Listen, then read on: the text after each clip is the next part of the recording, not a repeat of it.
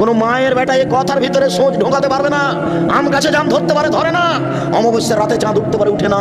সুয়ের ছিদ্র দিয়ে ফাল ঢুকতে পারে, ঢোকে না। সুয়ের ছিদ্র দিয়ে ফাল ঢুকে যেতে পারে।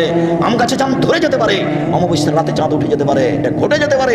আমি যে কথা বলছি এই কথাতে সন্দেহ আছে বলে কিয়ামত পর্যন্ত চেষ্টা করলে সরিষা ঢোকানো যাবে না। যা বলছি তাই থাকবে। ও কি বিশ্বলয়ের মেয়ে? আপনি তার মুখ দেখে টাকা দিচ্ছেন কেন? ব্যাপারটা কি? ধর্ম কাকে দেখাতে চাচ্ছেন? কোন মায়ের বেটা এই কথাকে হিলাতে পারে দেখি? কে এমন মাটির উপরে জন্ম নিয়েছে? এটা হবে কেন? কাপুরুষের পরিচয় দিয়ে বিবাহ করবো না যুবক তুমি। আর আপনি বক্তব্যের সাথে মুনাফিকি করবেন না। এই কমিউনিটি সেন্টারের মুখে লাথি মারতে হবে।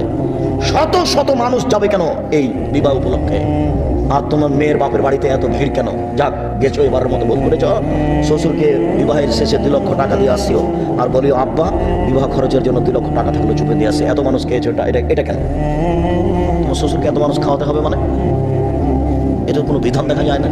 সাথে সাথে এটা রাজশাহী চাঁপাই নবাবগঞ্জ যা আছে, ওই বরের সাথে মেয়েরা যায়, তাকে চাঁপাই নবাবগঞ্জের ভাষাতে ডুলি বিবি বলে। এইগুলো কেন? মেয়েরা যাচ্ছে কেন তোমার সাথে?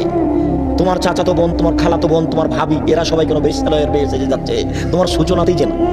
তোমার ভাবি তোমাকে হলুদ মাখিয়েছে, এটা একটা জেনা। তোমার চাচাতো বোন তোমাকে হলুদ মাখিয়েছে, এটা একটা জেনা।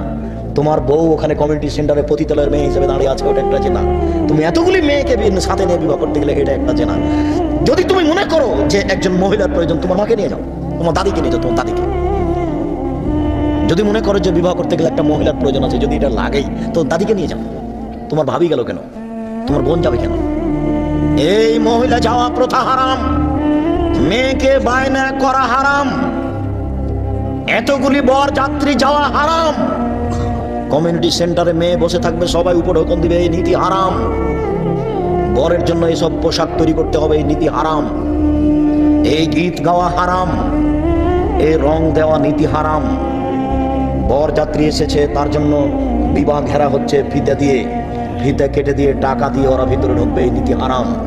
বরকে লক্ষ্য করে কোনো কোনো এলাকাতে থাকতে পারে 1 গ্লাসে দিয়েছে চিনির শরবত আর একটাতে দিয়েছে লবণের শরবত, এই প্রতারণা হারাম। একটা পানে দেওয়া আছে মিষ্টি আর একটা পানে দেওয়া আছে লবণ বা আরো কিছু, এই প্রতারণা নীতি হারাম। তোমাকে এইসব নীতিতে লাথি মেরে কবর দিতে হবে, এই জন্য তুমি জন্ম নিয়েছ। সম্মানিত উপস্থিতি, বিবাহকে লক্ষ্য করে যা কিছু করা হচ্ছে সবই হারাম। এরপরে বিবাহের বৈঠকে বসা হোক, মোহর নির্ধারণ হবে। মেয়ের কাছে বিবাহ পড়ানো না যায়, মেয়ের কাছে বিবাহ পড়ানো হারাম।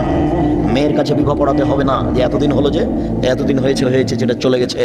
মেয়ের কাছে বিবাহ পড়াতে হবে না। নিতান্তই যদি মেয়ের পিতা মনে করে যে একটু মেয়েকে জানতে হয়, 8 দিন 10 দিন আগে থেকে তো কথা চলছেই, এরপরেও যদি মনে